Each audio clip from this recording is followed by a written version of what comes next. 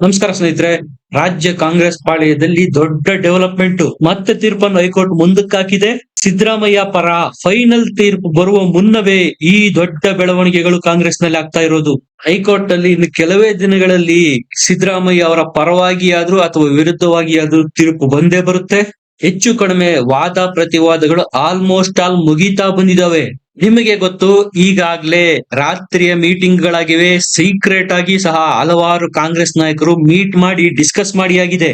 ಈಗಾಗ್ಲೇ ಕಾಂಗ್ರೆಸ್ನವರಿಗೆ ಈಗಾಗಿರ್ತಕ್ಕಂತ ವಾದ ಪ್ರತಿವಾದಗಳನ್ನು ನೋಡಿದ ಮೇಲೆ ಯಾವ ತೀರ್ಪು ಬರಬಹುದು ಅನ್ನುವ ಲೆಕ್ಕಾಚಾರ ಸಿಕ್ಕೋಗಿದೆ. ಸುಪ್ರೀಂ ಕೋರ್ಟ್ ವರೆಗೂ ಹೋಗೋದಿಕ್ಕೆ, ಕಾನೂನು ಹೋರಾಟ ಮಾಡೋದಿಕ್ಕೆ ಸಿದ್ದರಾಮಯ್ಯನವರಂತೂ ಮನಸ್ಸು ಮಾಡಿಯಾಗಿದೆ.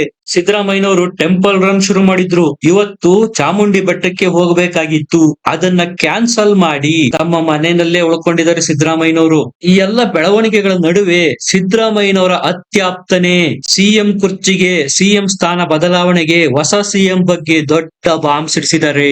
ಡೆಲ್ಲಿಗೆ ಸಂಬಂಧಪಟ್ಟಿರ್ತಕ್ಕಂತ ಒಂದು ಸೀಕ್ರೆಟ್ ವಿಚಾರನ ಹೊರಹಾಕಿರೋರು ಬೇರೆ ಯಾರು ಅಲ್ಲ, ಸಿದ್ದರಾಮಯ್ಯನವರ ಆತ್ಮೀಯ.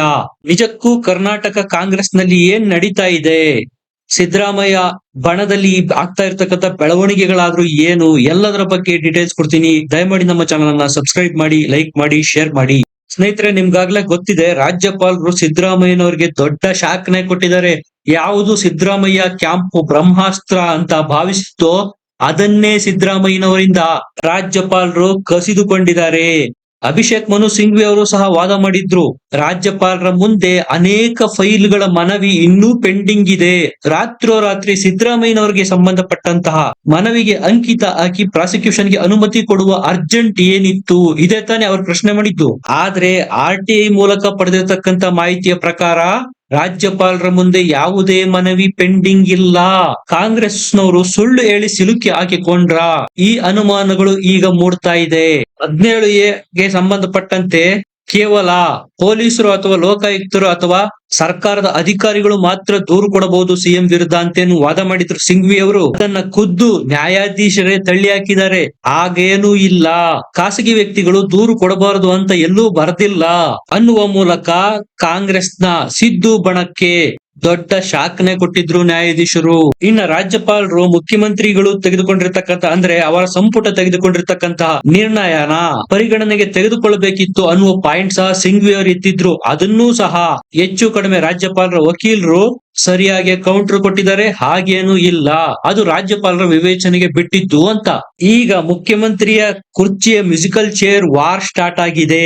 ನಿಮಗೆ ಗೊತ್ತಿದೆ, DK ಶಿವಕುಮಾರ್ ಅವರು, ಸತೀಶ್ ಜಾರಕಿಹೊಳಿ ಅವರು, ಡಾಕ್ಟರ್ G ಪರಮೇಶ್ವರ್ ಅವರು ಮತ್ತು ಮಲ್ಲಿಕಾರ್ಜುನ ಖರ್ಗೆ ಅವರು ಇದುವರೆಗೂ ಆ ಹುದ್ದೆಗೆ ಹೆಸರು ಕೇಳಿ ಬರ್ತಾ ಇತ್ತು. ಈಗ ಮತ್ತೊಂದು ಹೆಸರು ನಿನ್ನೆ ಸೇರ್ಪಡೆಯಾಗಿದೆ, ಅದು RV ದೇಶಪಾಂಡೆ ಅವರು. ಈ ಎಲ್ಲದರ ನಡುವೆ ಜಮೀರ್ ಅಹಮದ್ ಅವರು ಸಹ ಒಂದು ಬಾಂಬ್ ಸಿಡಿಸಿದ್ದಾರೆ. ನಿಮಗೆ ನೆನಪಿರ್ಬೋದು, ಕೆಲವು ದಿನಗಳ ಹಿಂದೆ ನಾನು ಮಂತ್ರಿಯಾಗಿ ಇರ್ತೇನೋ ಇಲ್ವೋ ಅನ್ನುವಂತಹ ಮಾತನ್ನು ಇದೇ ಜಮೀರ್ ಅಹಮದ್ ಅವರು ಆಡಿದ್ರು. ಆದ್ರೆ ಈಗ ಅವ್ರು ಹೇಳಿರೋ ವಿಚಾರ ಏನಪ್ಪಾ ಅಂದ್ರೆ, ಸಿದ್ದರಾಮಯ್ಯನವರು ಯಾವಾಗ್ಲೂ ನಮ್ಮ ಮುಖ್ಯಮಂತ್ರಿ, ಅವರಿದ್ರೆ ನಾನು ಯಾವುದೇ ಸಮಾರಂಭಕ್ಕೂ ಹೋಗ್ತೀನಿ, ಅವರಿಂದಲೇ ನಾನು ಮಂತ್ರಿಯಾದವನು, ನನಗಿಂತ ಸೀನಿಯರ್ಸ್ ಇದ್ರೂ ಸಹ ನನ್ನನ್ನ ಮಂತ್ರಿ ಹುದ್ದೆಗೆ ಪರಿಗಣಿಸಿದ್ದು ಸಿದ್ದರಾಮಯ್ಯ.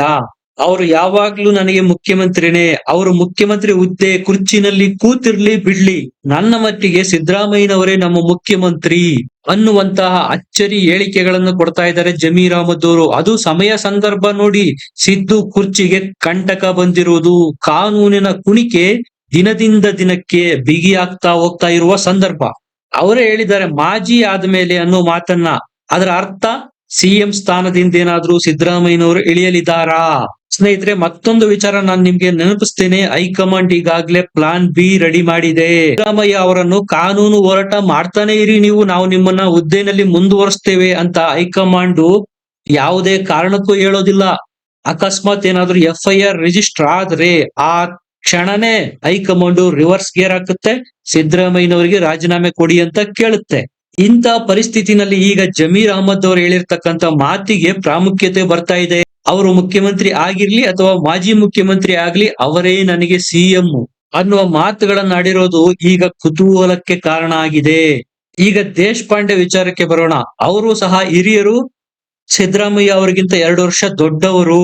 ಕಾಂಗ್ರೆಸ್ ನಲ್ಲಿ ಹಿರಿಯ ತಲೆ ಅಂತ ಇದ್ರೆ ಮಲ್ಲಿಕಾರ್ಜುನ ಖರ್ಗೆ ಅವರ ನಂತರ ಅವರೇ ಬರ್ತಾರೆ. ಸಹಜವಾಗಿಯೇ ಮುಖ್ಯಮಂತ್ರಿ ಹುದ್ದೆಗೆ ಅವರು ಸಹ ಕಣ್ಣಿಟ್ಟಿದ್ರು. ಈಗ ಸಿದ್ದರಾಮಯ್ಯನವರ ಕುರ್ಚಿಗೆ ಕಂಟಕ ಬಂದಿರುವ ಹಿನ್ನೆಲೆಯಲ್ಲಿ ಅವರೂ ಸಹ ನಾನು ಒಂದ್ ಕೈ ಯಾಕೆ ನೋಡೇ ಬಿಡುವ ಅನ್ನುವ ನಿರ್ಧಾರಕ್ಕೆ ಬಂದಂತಿದೆ. ಇಷ್ಟು ದಿವಸ ನಾನು ಸಚಿವನಾಗಿ ಬೇಜಾರಾಗೋಗಿದೆ. ಇನ್ನೇನಿದ್ರು ಸಿಎಂ ಹುದ್ದೆ, ನಾನು ಸಹ ಸಿಎಂ ರೇಸ್ ನಲ್ಲಿದ್ದೀನಿ. ಸಿಎಂ ಸಿದ್ದರಾಮಯ್ಯನವರು ಮತ್ತು ಹೈಕಮಾಂಡ್ ಅವರು ಓಕೆ ಅಂದ್ರೆ ನಾನೇ ಮುಂದಿನ ಸಿಎಂ ಅಂತಾರೆ ದೇಶಪಾಂಡೆ ಅವರು. ಇನ್ನು ಮುಂದುವರೆದು ಏನ್ ಹೇಳಿದಾರೆ ಅವರು, ರಾಮಕೃಷ್ಣ ಹೆಗಡೆ ಅವರ ಕಾಲದಲ್ಲಿ ಒಂದು ಫೋನ್ ಟ್ಯಾಪಿಂಗ್ ವಿಚಾರ ಬೆಳಕಿಗೆ ಬಂದಾಗ ನೈತಿಕ ಹೊಣೆ ಹೊತ್ತು ರಾಜೀನಾಮೆ ಕೊಟ್ಟಿದ್ರು. ಆದ್ರೆ ಈಗ ಏನಾಗ್ತಾ ಇದೆ ಅಂತ ಈಗಿನ ರಾಜಕೀಯ ಬೆಳವಣಿಗೆಗಳ ಕುರಿತಾಗಿ ಬೆಳಕು ಚೆಲ್ಲೋದಿಕ್ಕೆ ಪ್ರಯತ್ನ ಮಾಡಿದ್ದಾರೆ ಆರ್.ವಿ. ದೇಶಪಾಂಡೆ. ಅಂದ್ರೆ ಪರೋಕ್ಷವಾಗಿ ಸಿದ್ದರಾಮಯ್ಯನವರ ಕಡೆ ಬೊಟ್ಟು ಮಾಡಿ ತೋರಿಸ್ತಾ ಇದ್ದಾರ ದೇಶಪಾಂಡೆ ಅವರು. ಸಿದ್ದರಾಮಯ್ಯನವರೇ, ನಿಮ್ಮನ್ನ ಇಲ್ಲಿವರೆಗೂ ಸಹಿಸಿಕೊಂಡಿದ್ದೇ ಹೆಚ್ಚು, ಈಗ ಅತಿಯಾಗಿ ಹೋಗಿದೆ, ರಾಜೀನಾಮೆ ಕೊಡಲೇಬೇಕು ಅನ್ನುವಂತಹ ಮಾತುಗಳನ್ನ ಡೈರೆಕ್ಟ್ ಆಗಿ ಆಡ್ತಾ ಇದ್ದಾರ ದೇಶಪಾಂಡೆ. ಎಲ್ಲೋ ಒಂದ್ ಕಡೆ ಆರ್.ವಿ. ದೇಶಪಾಂಡೆ ಅವರು ಸಹ ಸಿದ್ದರಾಮಯ್ಯನವ್ರನ್ನು ಪುಟುಕ್ತಾ ಇದ್ದಾರ. ರಾಮಕೃಷ್ಣ ಹೆಗಡೆ ಅವರ ಕಾಲದಲ್ಲಾದಂತ ಫೋನ್ ಟ್ಯಾಪಿಂಗ್ ನ ಪ್ರಸ್ತಾಪ ಮಾಡಿ ನೈತಿಕ ಹೊಣೆ ಹೊತ್ತು ಆಗ ಅವರು ರಾಜೀನಾಮೆ ಕೊಟ್ಟಿದ್ರು. ಈಗ ನಿಮ್ಮ ಮೇಲೆ ಗುರುತರ ಆರೋಪ ಬಂದಿದೆ, ನೀವು ಸಹ ನೈತಿಕ ಹೊಣೆ ಹೊತ್ತು ರಾಜೀನಾಮೆ ಕೊಡಿ ಅನ್ನುವಂತಹ ಮಾತುಗಳನ್ನು ಇಂಡೈರೆಕ್ಟ್ ಆಗಿ ಆರ್.ವಿ. ದೇಶಪಾಂಡೆ ಅವರು ಆಡ್ತಾ ಇರೋದು ಸ್ಪಷ್ಟ. ದಾಖಲೆಗಳೇನಾದ್ರೂ ನಿಮ್ಮ ಹತ್ರ ಇದ್ರೆ ನನಗೆ ಕೊಡಿ, ನಾನೇ ಪತ್ರ ಬರಿತೀನಿ ಸಿದ್ದರಾಮಯ್ಯನವರಿಗೆ ಕೆಳಗಿಳಿಯೋದಕ್ಕೆ ಅಂತೆಲ್ಲ ಮಾತನಾಡಿದರೆ ಆರ್.ವಿ. ದೇಶಪಾಂಡೆ ಅವರು. ಮತ್ತೊಂದು ಕಡೆ ಡಾಕ್ಟರ್ ಜಿ ಪರಮೇಶ್ವರ್ ಅವರು ಸತೀಶ್ ಜಾರಕಿಹೊಳಿ ಅವರ ಜೊತೆ ಮೀಟಿಂಗ್ ಮಾಡಿ ಆದ ಮೇಲೆ ಅವರ ಮಾತು ನಡೆ ಸಂಪೂರ್ಣ ಚೇಂಜ್ ಆಗಿ ಹೋಗಿದೆ. ನನಗೇನಾದ್ರೂ ಪ್ರಮೋಷನ್ ಸಿಕ್ಕ್ರೆ ಖುಷಿ ಆಗತ್ತೆ ಅಂತ ಸಹ ಡಾಕ್ಟರ್ ಜಿ ಪರಮೇಶ್ವರ್ ಅವರು ಹೇಳಿದ್ದಾರೆ. ನಿಮಗೆ ನೆನಪಿರ್ಬೋದು, ಮೊನ್ನೆ ಸಿಎಂ ಮತ್ತು ಡಿಸಿಎಂ ಡೆಲ್ಲಿ ವಿಸಿಟ್ ಮಾಡಿದ್ರು. ಆಗ ಪರಮೇಶ್ವರ್ ಅವರು ಸಹ ಹೋಗಿದ್ರು ಮತ್ತು ಡಿಸಿಎಂ ಬೆಂಗಳೂರಿಗೆ ವಾಪಸ್ ಆದ ಮೇಲೂ ಸಹ ಡಾಕ್ಟರ್ ಜಿ ಪರಮೇಶ್ವರ್ ಅವರು ಡೆಲ್ಲಿನಲ್ಲೇ ಠಿಕಾಣೆ ಹೂಡಿ ಕಾಂಗ್ರೆಸ್ನ ಹೈಕಮಾಂಡ್ ಜೊತೆ ಚರ್ಚೆ ಮಾಡಿದ್ದಾರೆ. ವೇಣುಗೋಪಾಲ್ ಮತ್ತು ಸುರ್ಜೇವಾಲ್ರ ಜೊತೆಗೂ ಸಹ ಚರ್ಚೆ ಮಾಡಿದ್ದಾರೆ. ಡೆಲ್ಲಿಯಿಂದ ವಾಪಸ್ ಬೆಂಗಳೂರಿಗೆ ಬಂದಾದ ಮೇಲೆ ಸತೀಶ್ ಜಾರಕಿಹೊಳಿ ಅವರ ಜೊತೆ ಸಹ ಮೀಟಿಂಗ್ ಮಾಡಿದ್ದಾರೆ. ರೊಟ್ಟಿ ಮತ್ತು ಕರದಂಟಿನ ನೆಪದಲ್ಲಿ ಈ ಎಲ್ಲ ಬೆಳವಣಿಗೆಗಳಾದ ನಂತರನೇ ಪರಮೇಶ್ವರ್ ಅವರು ಹೇಳಿರೋದು, ನಾನು ಪ್ರಮೋಷನ್ಗೆ ರೆಡಿ ಆಗಿದ್ದೀನಿ ಅಂತ. ಅಂದ್ರೆ ಸಿಎಂ ಹುದ್ದೆಗೆ ನಾನು ಒಬ್ಬ ಪ್ರಬಲ ಪ್ರತಿಸ್ಪರ್ಧಿ ಅನ್ನೋದನ್ನ ಡಾಕ್ಟರ್ ಜಿ ಪರಮೇಶ್ವರ್ ಅವರು ತಮ್ಮ ನಡಾವಳಿಗಳ ಮೂಲಕ ಮತ್ತೆ ಸಾರಿ ಹೇಳ್ತಾ ಇದ್ದಾರೆ. ಮತ್ತೊಂದ್ ಕಡೆ ಸತೀಶ್ ಜಾರಕಿಹೊಳಿ ಅವರು ಇನ್ನೂ ಹೋಪ್ ಬಿಟ್ಟಿಲ್ಲ. ಡೆಲ್ಲಿ ಮಟ್ಟದಲ್ಲಿ ಚರ್ಚೆಗಳಾಗ್ತಾ ಇವೆ, ಸಿಎಂ ನೀವ್ ಆಗ್ತೀರಂತೆ, ಹೌದಾ ಅಂದ್ರೆ ಡೆಲ್ಲಿ ಮಟ್ಟದಲ್ಲಿ ಏನೋ ಚರ್ಚೆಗಳಾಗ್ತಾ ಇದಾವೆ, ಆದ್ರೆ ರಾಜ್ಯ ಮಟ್ಟದಲ್ಲಿ ಏನೂ ಇಲ್ಲ. ಸಿದ್ದರಾಮಯ್ಯನವರ ಬೆನ್ನಿಗೆ ನಾವೆಲ್ಲ ನಿಂತಿದ್ದೀವಿ ಅಂತಲೇ ಸಿದ್ದರಾಮಯ್ಯನವರ 5 ವರ್ಷ ಮುಗಿಸ್ತಾರೆ ಅನ್ನೋದು ಡೌಟ್ ಅಂತಾನೂ ಸಹ ಸತೀಶ್ ಜಾರಕಿಹೊಳಿ ಅವರು ಅಡ್ಡಗೋಡೆ ಮೇಲೆ ದೀಪ ಇಟ್ಟಂತೆ ಮಾತನಾಡಿದ್ದಾರೆ. ಒಟ್ಟಾರೆಯಾಗಿ ಮುಖ್ಯಮಂತ್ರಿ ಸಿದ್ದರಾಮಯ್ಯನವರ ಬದಲಾವಣೆ ಕಟ್ಟಿಟ್ಟ ಬುತ್ತಿ, ಆಲ್ಮೋಸ್ಟ್ ಆಲ್ ಡಿಸೈಡ್ ಆಗೇ ಹೋಗಿದೆ ಅನ್ನೋದು ಡಿ.ಕೆ. ಶಿವಕುಮಾರ್ ಅವರ ಬಣದವರಲ್ಲ, ಸಿದ್ದರಾಮಯ್ಯ ಆಪ್ತ ಬಣದವರೇ ಈಗ ಬಹಿರಂಗವಾಗಿ ಹೇಳ್ತಾ ಇದ್ದಾರೆ. ಒಟ್ಟಾರೆಯಾಗಿ ಕೈಪಾಳ್ಯದಲ್ಲಿ ಜಡ್ಜ್ಮೆಂಟ್ ಬರೋದಕ್ಕೂ ಮುಂಚೆನೆ ಕೋಲಾಹಲ ಸೃಷ್ಟಿಯಾಗ್ತಾ ಇದೆ.